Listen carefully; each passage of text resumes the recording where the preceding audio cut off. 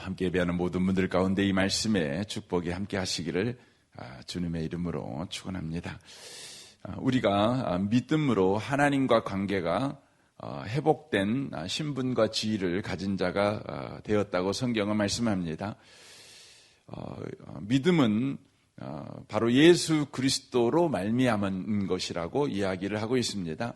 그러니까 우리의 성격이나 우리의 결심이나 결단에 근거한 것이 믿음이 아니라 예수 그리스도로 그 근거를 삼는 것이 바로 믿음이라고 말씀하고 있습니다. 그러니까 예수 그리스도에게서 바로 나온 것이지요.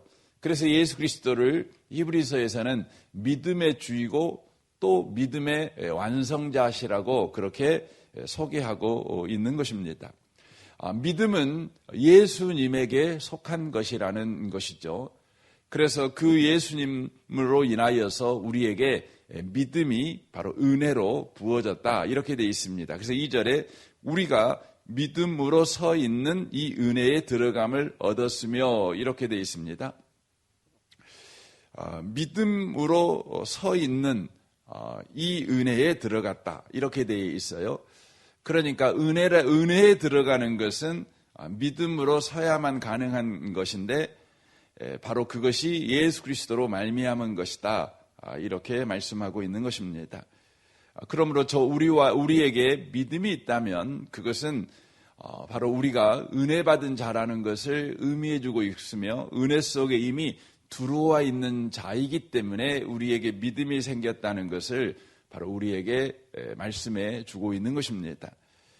믿음은 우리의 행위로 말미암은 것이 아니라 예수 그리스도로 말미암은 것이다.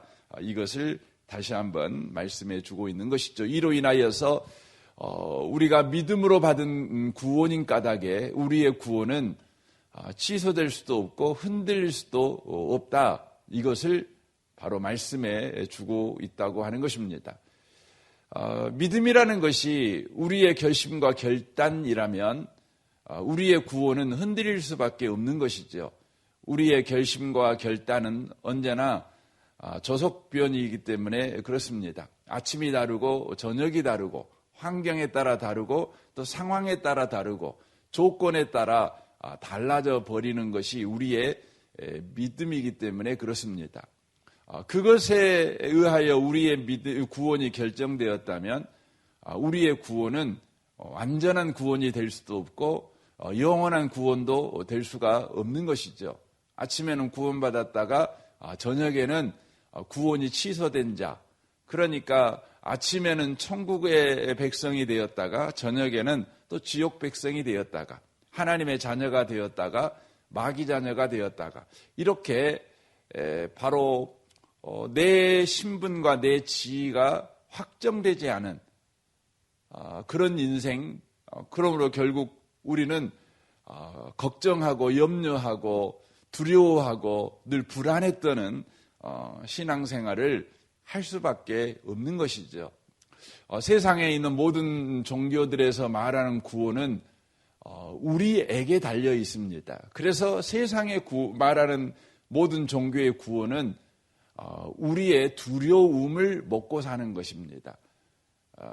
우리의 두려움을 계속해서 바로 자극하고 그 두려움으로 그 종교에 계속해서 매달려 떠나지 못하게 만드는 것이죠. 소위 공포 마케팅을 하는 것입니다. 기독교는 그렇지 않습니다. 성경은 우리의 구원이 하나님에 의한 것이기 때문에 예수 그리스도에 의한 것이기 때문에 우리의 구원은 흔들릴 수가 없다는 것입니다. 안심이죠. 담대함이죠. 또 강함이죠. 그러므로 우리에게 소망이 있는 것입니다. 이게 참 신비하고 놀라운 것입니다. 그래서 3절에 이렇게 말합니다. 다만 이뿐 아니라 우리가 환난 중에도 즐거워하나니라고 말합니다. 우리의 인생은 환난으로 가득 차 있죠. 내가 잘났든 못났든 우리 인생에는 우리가 역부족으로 경험하는 환난이 있습니다. 늙어가는 것, 질병이라든가 또 우리의 연약함 때문에 어쩔 수 없이 우리가 겪는 일들이 있습니다. 뭐 지진이 일어난다든가 자연재해가 일어난다든가 뭐 국제적인 뭐 경제적인 문제가 일어난다든가 그러니까 우리로서는 어떻게 할 수 없는 일들이 우리 인생 가운데 늘 일어납니다. 그럼에도 불구하고 여기 말씀해 보니까 즐거워한다 이렇게 되어 있습니다. 환난 중에도 즐거워한답니다. 왜냐하면 2절에 그렇게 되어 있죠. 우리가 믿음으로 서 있는 이 은혜의 들어감을 얻었으며 하나님의 영광을 바라고 즐거워한다 이렇게 되어 있어요. 그러니까 환난이라는 것이 3절에는 환난에도 즐거워한다 이렇게 되어 있는데 2절에서는 하나님의 영광을 바라고 즐거워한다 이렇게 되어 있습니다. 우리의 구원이 상황 따라 환경 따라 흔들린다면 우리가 감당할 수 없는 환경과 조건인 환난을 만났을 때 우리가 즐거워할 수가 없지요. 그런데 성경은 즐거워한다 이렇게 되어 있습니다. 왜냐하면 2절 말씀과 3절 말씀을 이렇게 써놓고 가로놓기로 이렇게 되면 하나님의 영광 그 자리에 3절에 있는 환난을 가져올 수 있죠. 그리고 3절에 환난을 가로넣기로 하면 하나님의 영광을 거기다가 집어넣을 수 있죠. 그러니까 겉으로 보기에는 환난인데 내용으로 보면 하나님의 영광이라는 것이 되는 것이죠. 그래서 환난이라고 하는 것이 내가 구원이 흔들리는 상황에서 환난을 만난다면 그 환난은 우리에게 엄청난 비극이 될 것입니다. 왜냐하면 우리는 우리의 결단과 헌신으로 연동된 구원을 내가 가지고 있다고 생각을 한다면 환난이라는 조건이 주어졌을 때 믿음을 가지고 살아갈 사람이 우리 가운데는 없습니다. 그러므로 환난은 우리에게 뭡니까? 하나님의 영광이 아니라 하나님의 심판이 되는 겁니다. 그러므로 환난 중에도 즐거워한다가 아니라 환난이 우리에게 오면 우리는 두려움과 공포 속으로 빠져들어갈 수밖에 없는 것이죠. 그런데 믿음으로 우리에게 허락한 구원입니다. 근데 그 믿음이 우리의 실력이 아니라 예수님의 실력이에요. 예수님으로 말미암아 우리에게 구원이 주어진 것입니다. 그러므로 우리는 우리로 인하여 결정된 구원이 아니라 예수님으로 인하여 구원된 결정을 가지고 우리 힘으로는 불신앙을 가질 수밖에 없고 우리 힘으로는 낙심할 수밖에 없고 우리 힘으로는 절망할 수밖에 없는 환경 속에 우리가 처해 있을지라도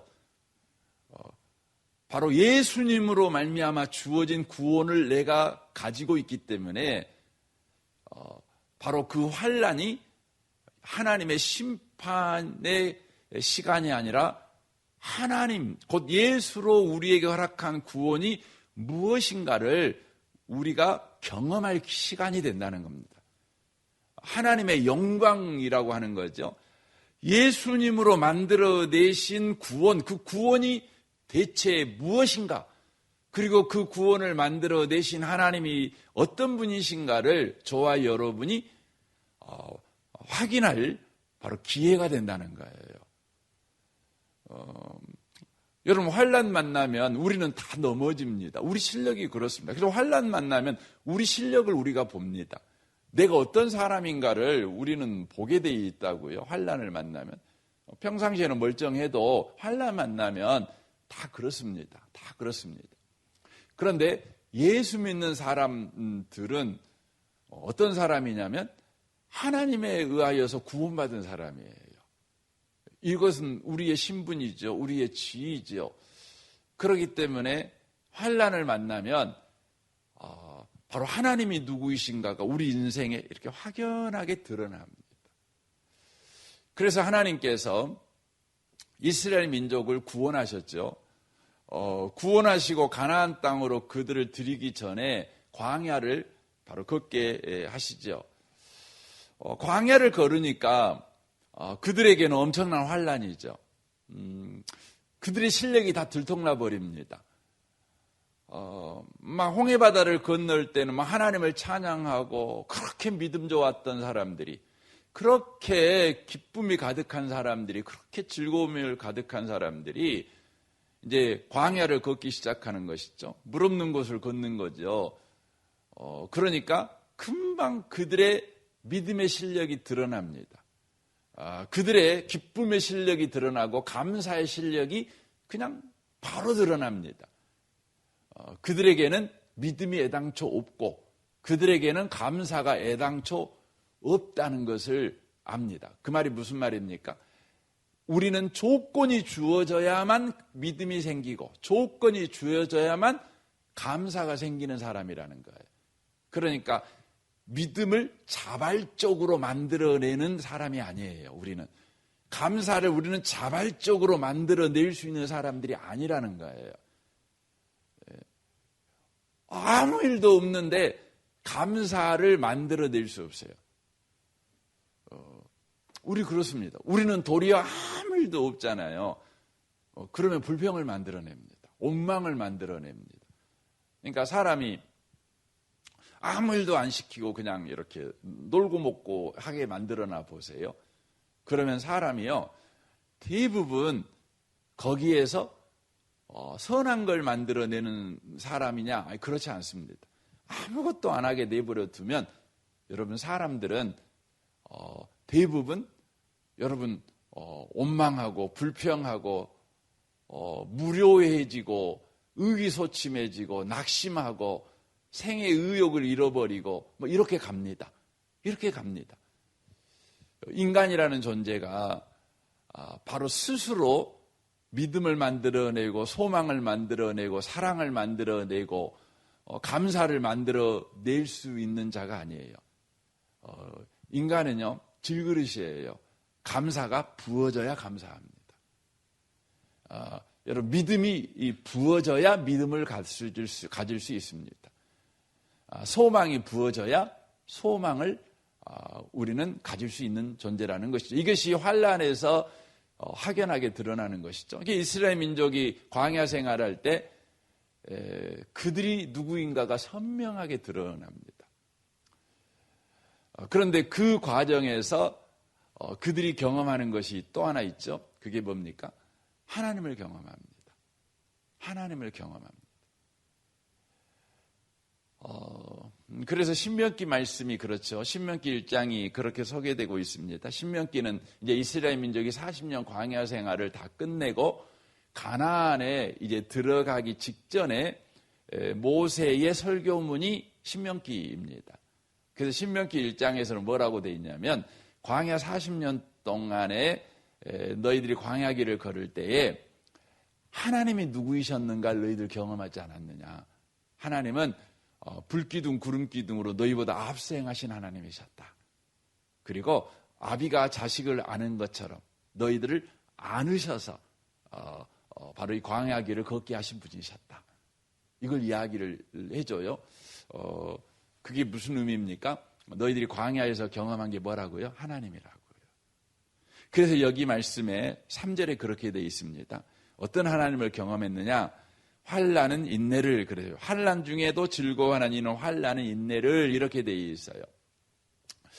그러니까 환난을 만나면 우리의 구원이 내 결정에 의해서 주어진 것이라면 환난이 두려움인데, 환난에서 하나님에 의해서 우리에게 허락한 구원이다 보니 그 환난을 만나면 우리가 받은 구원이 무엇인가를 확연하게 드러나며 우리를 구원하신 하나님이 누구이신가가 선명하게 드러납니다.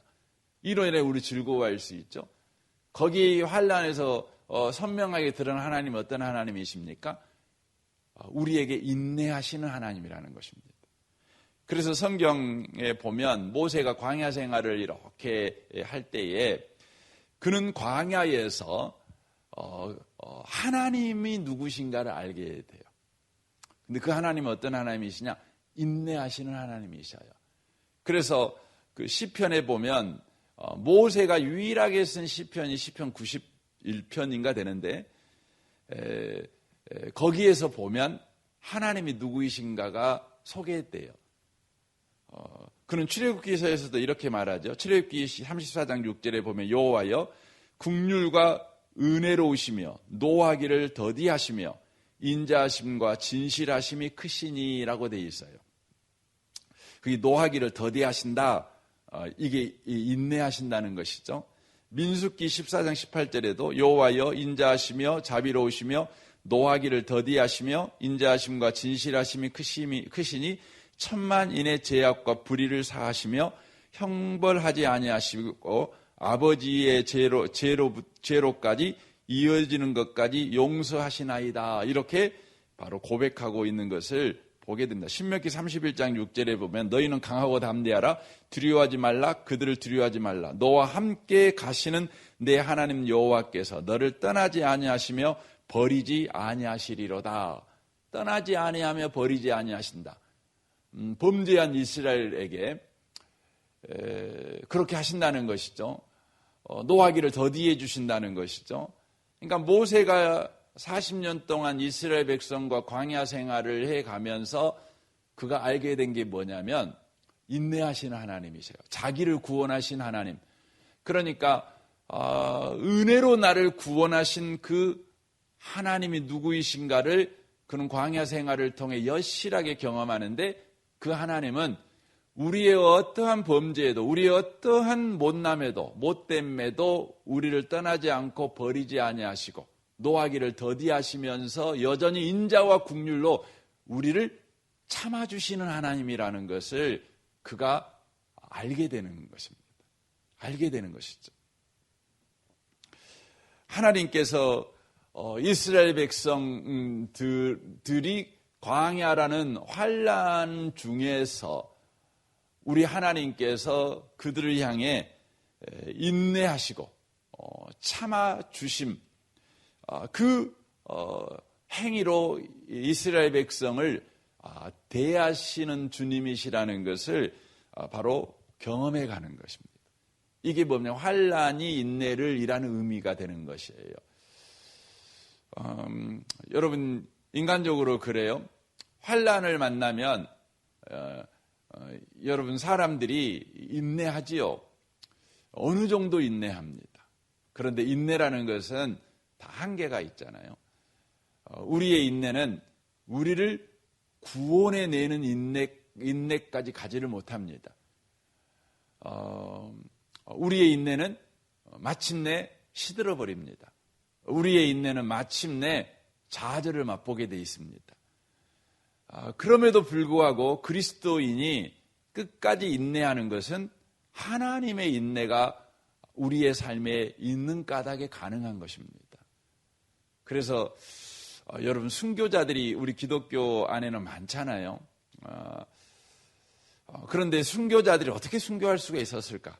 여러분과 제가 신앙생활을 좀 하다 보면 우리 가운데 나오는 그 하나님에게 구하는 은혜 가운데 하나가 뭐냐면 주님 저렇게 순교하는 분들을 보면 너무너무 대단하고 귀한데 주님 저는 그렇게 못할 것 같습니다. 그러니 순교해야 되는 상황까지는 안 갔으면 좋겠습니다. 우리 그렇게 구하죠. 순교한다는 것이 그냥 뭐 죽는 게 아니니까 어마어마한 고통이 수반되는 과정이 있는 거니까 그게 겁나는 것이죠. 그래서 순교자의 신앙을 우리가 본받기를 원하지만 순교가 되어지는 그런 상황은 피해가고 싶어 하는 것이죠.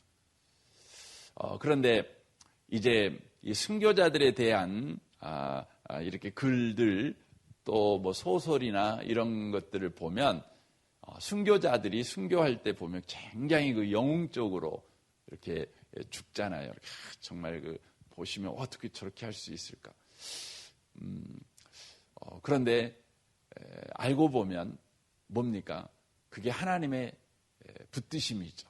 하나님의 붙드심이죠. 그래서 성경에 마태복음에 보면 우리가 핍박 가운데 있었을 때 어떻게 합니까? 우리가 주님을 부인할 수밖에 없는 상황 가운데 놓였을 때, 내 인내력의 한계, 내 믿음의 실력의 한계가 우리에게 도달할 때 어떻게 하신다고요? 성령이 도와주신다고요. 붙드신다는 거죠. 우리가 하나님의 인내를 환난을 통해 배우게 되는 겁니다.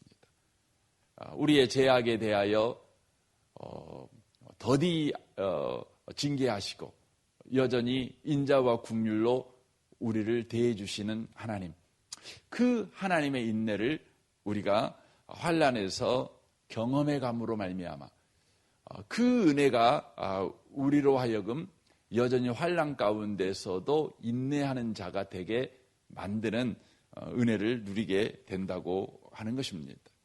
이 아침에 오신 복 있는 성도 여러분, 우리의 구원은 우리가 만들어낸 것이 아니라 예수가 만들어낸 겁니다. 그리고 그 구원을 가지고 우리는 인생을 살고 있는 사람들입니다. 인생이라는 게 다 환난이죠. 그러나 두려워할 필요가 없는 것은 우리는 이미 구원받은 자로서 그 환난을 걸어가는 사람들입니다. 즉 구원을 받을 수 있는 사람인가 아닌가를 테스트받기 위해서 환난 가운데 있는 게 아니고 우리를 구원하신 주님이 얼마나 놀라운 분인가를 우리 하나님이 친히 우리에게 보여주시기 위해서, 우리를 가르쳐 주시기 위해서 우리에게 허락한 인생이라는 것입니다. 오늘도 여러분을 구원하신 하나님이 누구신가를 주님은 드러내실 것입니다. 그 주님을 배워가시는 오늘 하루가 꼭 됐으면 좋겠습니다. 그래서 여러분의 인생이 계속해서 주님을 배워가는, 주님을 알아가는 그런 복 있는 인생 노정이 되시기를 주님의 이름으로 축원합니다. 아멘. 우리 같이 기도하겠습니다. 오늘 말씀을 생각하며 이 아침에 우리 기도했으면 좋겠습니다. 우리 성도들을 위해서 여러분 기도해 주시고, 우리 다음 세대를 위해 기도해 주시고, 우리 순을 위해서 기도해 주시고, 특별히 샤인 코스 이제 4월 16일부터 있는데 우리 샤인 코스를 위해서 여러분 또한 기도해 주시면 좋겠습니다. 오늘 수요일입니다. 수요 예배를 위해서 기도해 주시고, 예배를 사모하고 예배를 귀하게 여기는 귀한 성도들이 되도록 여러분 기도해 주시면 좋겠습니다. 또 이 나라 이 민족과 북한과 열방을 위해 세계 도처에 일어나는 자연재해로 인한 고통 가운데 있는 사람들, 또 기아로 인하여 배고픔으로 인하여 고통받는 또 수많은 사람들이 있습니다. 여러분 이를 위해서 하나님의 은혜가 임하도록 기도해 주시면 좋겠습니다. 우리 한국에 있는 수많은 교회와 또 선교사님들을 위해서도 또 이 아침에 기도해 주시면 좋겠습니다. 우리 좋으신 주님께 이 아침에 통성으로 구하겠습니다. 기도하겠습니다. 오 하나님 아버지 감사합니다.